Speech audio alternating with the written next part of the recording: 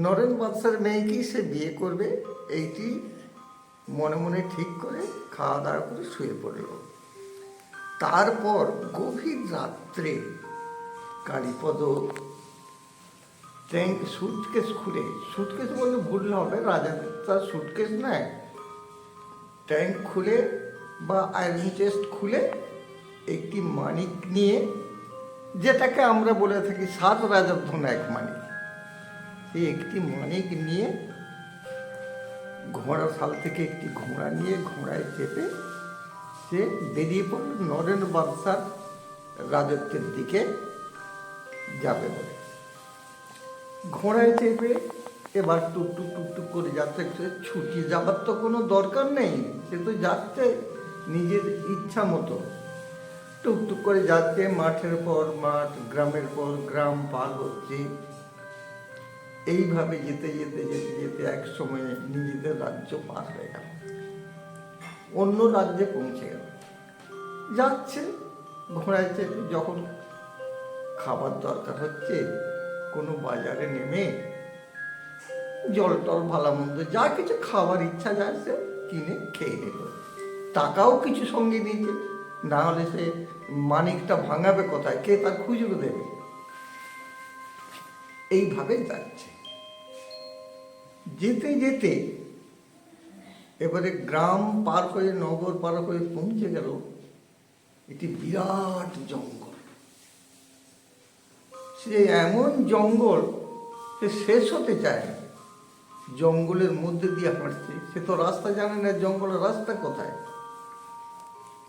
তখন হঠাৎ শুনতে পেল কালীপদ যে একদল লোক হই হই করে আসছে, সঙ্গে বাজনা বাজছে, কিন্তু আর কাউকে দেখতে পাচ্ছে, এই আওয়াজটাই পাচ্ছে। ক্রমশ সেই দিকেই ঘোড়া নিয়ে যাচ্ছে কালীপদ।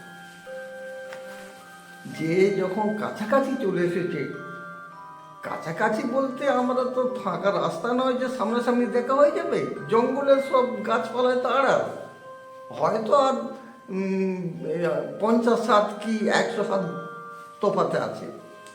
তখন দেখতে পেল কালীপদ যে একটারা লোককে পিচ মরা করে বেঁধে নিয়ে আসছে, আর বাজানো বাজাতে একজন ঘাতক আছে, তার কাঁধেতে সে কাতানটা রয়েছে যাতে করে বলি দেওয়া হয়। আমাদের দেশে যেমন পুজো দেয় পাঁঠা বলি দেওয়া হয়, সেই রকম বড় কাতান একটি কাঁধে করে নিয়ে আসছে। কালীপদ গিয়ে তাদের সামনে দাঁড়ালো, বললে ভাই দাঁড়াও দাঁড়াও, আমার একটা কথা আছে। বললে কি কথা? আমাদের শোনার সময় নেই। বলে একটু সময় করে শুনুন না, যে একে এইভাবে নিয়ে যাচ্ছে কেন? বলছে এর নাম হচ্ছে গেঁড়া। এই যেমন সাইজে ছোট, হয়তো 3.5 ফুট 4 ফুট হাইট হবে, এমন বিদ্যে জানে আর বুদ্ধি আছে। আমাদের দেশের রাজার ওখানে 6-7 বার এ একাই ডাকাতি করেছে, কিন্তু কোনোবারই ধরতে পারেনি। এবারে ধরেছে রাজা, ওই জন্য রাজা হুকুম দিয়েছে যে একে জঙ্গলের মধ্যে নিয়ে গিয়ে হত্যা করে ওর রক্ত এনে দেখাতে হবে, তবে রাজা শান্তি পাবে। তাই নাকি, এরা এত বুদ্ধি? আচ্ছা, তোমরা কেউ আমার এই ঘোড়াটা নিয়ে চেপে রাজার কাছে যাও, গিয়ে বলবে যে এক ভদ্রলোক সে এই গেঁড়াকে কিনতে চাইছে, যত টাকা আপনি নেবেন দেবে। সে গেঁড়াকে নিয়ে তার দেশে চলে যাবে, এখানে এসে থাকবে না। বললে আচ্ছা ঠিক আছে বলে ওই দল থেকে একটা লোক, যে ঘোড়ায় চেপতে পারে এমন একজন, ঘোড়ায় চেপে রাজার কাছে খবর দিতে গেল। যে রাজাকে বলছে যে রাজমশাই, এক ভদ্রলোক সেই ডাকাত গেঁড়াকে কিনতে চায়, সে কিনে নিয়ে তার দেশে চলে যাবে, আপনি কি বিক্রি করবেন? সেই ভদ্রলোক মানে হত্যা দেখতে পারেনি, মানুষ খুন হবে এটা সে দেখতে পারেনি, সেই জন্য তার দয়া হয়েছে, সে কিনে নিয়ে তার রাজ্যে চলে যাবে। বললে হ্যাঁ হ্যাঁ বিক্রি করে দেবো, তবু তো দেশটা রক্ষে পাবে, দেশটা তো থাকবে না। এসে খবর দিল, বললে হ্যাঁ রাজা বিক্রি করে দেবে ওকে। বলছে তবে নিয়ে চলো রাজার কাছে। এবার সবাই নিয়ে আসছে, কালীপদ ঘোড়ায় চেপে টুকটুক করে তাদের সঙ্গে আসছে, তারা তো হেঁটে হেঁটে আসছে দল, হয়তো 12-14 জন দলে এসেছে। তো এবার সঙ্গে সঙ্গে প্রায় ঘন্টা 2 হাঁটার পর এসে রাজা মানে রাজবাড়ির সামনে এসে হাজির হলো। এবারে খবর গেল, তারপরে দরওয়ান আছে, গেট খুলে দিল, কালীপদ ঢুকলো, ওদের মধ্যে একজন নিয়ে গেল রাজার কাছে। বলছে বলুন রাজামশাই, কি কত দাম হবে? রাজা কিছু আর বলতে পারেনি। একটা মানুষের দাম কি করে বলবে, কত হতে পারে? 1 লাখ, 2 লাখ, 5 লাখ, 10 লাখ, এর বেশি তার সম্ভব নয়। তখন বললো আচ্ছা ঠিক আছে, আপনাকে কিছু বলতে হবে না, এই নিন বলে পকেট থেকে সে মানিকটি বের করে রাজার হাতে দিয়ে বললো, এই নিন, আপনার যা দাম হয় কেটে নিন, নিয়ে বাকি টাকা আমাকে ফেরত দিন। রাজা তো দেখে অবাক হয়ে গেছে, 7 রাজার ধন 1 মানিক, ওর বাপরে, এত টাকা আমি কোথায় পাবো? 7টা রাজার যা কিছু সম্পদ, টাকা কড়ি সোনা দানা যা কিছু আছে, সেই সব দিলে তবে মানিকটার মূল্য সমান হবে। তা কি করবে? মানে রাজবাড়ি থেকে যত সব মেয়েদের গহনা আছে সেই সব গহনা, তারপরে তার ফান্ডে যত রাজার একটা তো কোষাগার আছে, এই কোষাগারে যত টাকা ছিল সমস্ত টাকা নিয়ে এসে ব্যাগে ভরে, এই একটা বস্তায় ভরে, 1 বস্তা হয়েছে, নিয়ে এসে কালীপদের সামনে বলছে, এই নিন আপনার ফেরত টাকা। বলছে তাহলে এবার আমরা যেতে পারি? বললে হ্যাঁ যান। এবার কালীপদ বলল, এই তোর নাম কি? বলছে আমার নাম গেঁড়া গো, আমাকে সবাই গেঁড়া গেঁড়া বলেই ডাকে, মা বাবাও ডাকে, বৌদিরাও ডাকে। বলে টাকার বস্তাটা তোল, কাঁধে করে নিয়ে চল আমার সঙ্গে ঘোড়ায় চেপে, না আমি ঘোড়ায় গেলে তুই ততটাই হেঁটে হেঁটে যেতে পারবি না। বলে পিছনে বসেছে গেঁড়া, টাকার বস্তাটা, গয়না টয়না সব আছে। কত ভারী গয়না, কত ভারী হয়, যাই বা হোক, যত ভারী হোক, গেঁড়া ক্ষমতা আছে, উঠতি বয়সের যুবক তো, নিয়ে বসে রইল। বলে তোর বাড়ি কোথায় বল? বলছি অমুক গ্রামে। বলছে চল তোর বাড়িতে। বলছে না না, সেখানে যাবে না, যাবে না মালিক। এবার কালীপদকে মালিক বলছে, যেহেতু কিনেছে।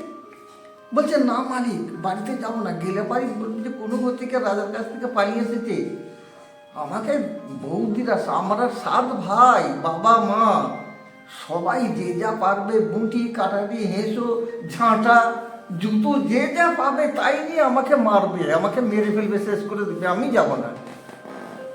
বলছে না রে, তোকে এই টাকার বস্তাটা দিচ্ছি, এইগুলো নিজে তুই চুরি ডাকাতি বন্ধ করে দিবি, আর তুই বিয়ে থাক করে সারা জীবন বসে খাবি, তোর ফুরবে না। কি করে ফুরবে? বলছেন না। তখন বলছে আমাকে বোকা পেয়েছেন, আপনি যাবেন কোথায় আমি জানি। বলছে কোথায় যাব? কালীপদ তখন বলেছে, বলছে আপনি তো যাবেন নরেন বাদশার মেয়েকে বিয়ে করার জন্যে, আমি না গেলে আমরা কিছুই হবে না। বলছে তুই সব জানিস? বলছে না, জানলে তাহলে আমি চুরি করে কি করব? হ্যাঁ, রাজবাড়িতে চুরি করা ছেলে খেলা, তারপরে একা, তাহলে আমার সেই বিদ্যে বুদ্ধি না থাকলে আমি চুরি করতে পারি? বলে চল তবে তুই। বলে আবার কালীপদ সেই গেঁড়াকে চাপিয়ে নিয়ে টুকটুক টুকটুক করে আটা দিল। এবার যে যে সেই রাজ্যটাকে পার হয়ে গিয়ে পৌঁছালো কথা নরেন বাদশার রাজত্বে। যাকে এবারে করল কি, যাচ্ছে যে একটা শহর দেখতে হবে, তো যে প্রথমেই যে শহরটা পেল, সেই শহরটি নরেন বাদশার একটি বাজার আছে, শখের বাজার, বিশাল বাজার। নরেন বাদশা সেখান থেকে বাজার টাজার করে, যা কিছু প্রয়োজন হয়। সেই বাজারে গিয়ে গেঁড়া বলল, মালিক এইখানে নামুন, এই বাজারেতেই আমাদেরকে থাকতে হবে কিছুদিন। বলে ঘোড়া থেকে নামলো, টাকার বস্তাটা নামালো। বস্তাতে কি আছে পাবলিক কি করে জানবে? তখন বললে একটা ঘর ভাড়া নিন মালিক, সেই ঘর ভাড়া নিয়ে আমরা এখানে কিছুদিন থাকবো, তবে কাজ হবে। তাই হলো, এখন পরিচালক হচ্ছে এখন গেঁড়া কালীপদ, ওইটা না, এইভাবে ঘর ভাড়া নিয়ে থাকে। আর বিকেলবেলা গেঁড়া প্রত্যেকটা দোকানে বাজারে যে বললো, আপনার কত টাকা বেচা কেনা হয় প্রতিদিন? একজন বলল, দোকানদার বললো আমার 5,000 টাকা ডেলি বিক্রি হয়। বললে যত খদ্দের আসবে বিনা পয়সায় মাল দেবেন, সন্ধ্যের পর আমার মালিকের কাছে যাবেন, অমুক ঘরে আমরা থাকি, মালিকি তামাতে টাকা নিয়ে আসবেন, কিন্তু বিনা পয়সা লোকজনকে দেবেন। এইভাবে প্রতিটি দোকানে ক্যানভাস করে জানিয়ে এলো গেঁড়া। আর একটি গাঁজার দোকান আছে, বিখ্যাত গাঁজার দোকান। সেই গাঁজার দোকানে যে বলছে আপনার কত বিক্রি হয়, বলে গাঁজার খদ্দের তো খুব কম, খুব বেশি একটা নয়, তবু মোটামুটি 1,000 টাকা বিক্রি হয়। বললে ঠিক আছে, আমার মালিক দেবে, যে খদ্দের আসবে সব গাঁজা এমনি দেবেন, যতটা খাবে খাবে, কেউ যদি কিছু নিয়ে যেতে চায় দেবেন, পয়সা আমার মালিক দেবে। বললে ঠিক আছে। এইভাবে দিনের পর দিন চলতে থাকে।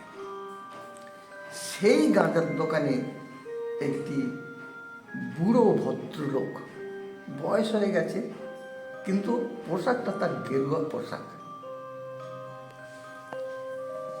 এইবারে সেই গাঁজার দোকানে বুড়ো ভদ্রলোক আসে, গেরুয়া পোশাক পরা, সে সাধক মানুষ, সে সঙ্গীতজ্ঞ একজন। সে ওই নরেন বাদশার মেয়েকে গান শেখাতে যায়। গেঁড়ার সঙ্গে আলাপ আলোচনা হয়ে গেল, প্রতিদিন গাঁজা দেয় গেঁড়া, সে সাধু খায়, আবার 1 ভরি 2 ভরি গাঁজা তাকে দেয়, বলে যাও নিয়ে যাও বাড়িতে খাবে। এইভাবে মেলামেশা করে থাকতে থাকতে সেই বুড়ো ভদ্রলোক বা সাধক, সে ওকে ধর্ম ছেলে করে ফেললো, একবারে নিজের মতো মাখামাখি হয়ে গেছে। গেঁড়াও গাঁজা খায় আর ও খায়। এখন সেই বুড়ো ভদ্রলোক গেঁড়াকে বলছে যে দেখ বাবা, ছেলের সম্পর্ক হয়েছে, আমি পরশুদিন যাব, আমার মাস শেষ হয়ে যাচ্ছে, টাকা আনতে যাব, তুই আমার সঙ্গে যাবি, কিন্তু তুই আমার সঙ্গে যাবি, আমি টাকাগুলো হিসেব করে নিবি। বলে 1 দিন 2 দিন যাওয়ার পর সেই তারিখ এলো, মাস শেষ হলো, বলে চল এবারে যাই, সেই নরেন বাদশার কাছ থেকে টাকা আনতে হবে। বলে এবারে ধর্মবাপ ধর্ম বেটা দুজনে মিলে টুক টুক টুক টুক টুক টুক করে নরেন বাদশার বাড়ির দিকে রওনা হলো। এরপর কিন্তু আগামীকাল হবে। আজ এই পর্যন্তই।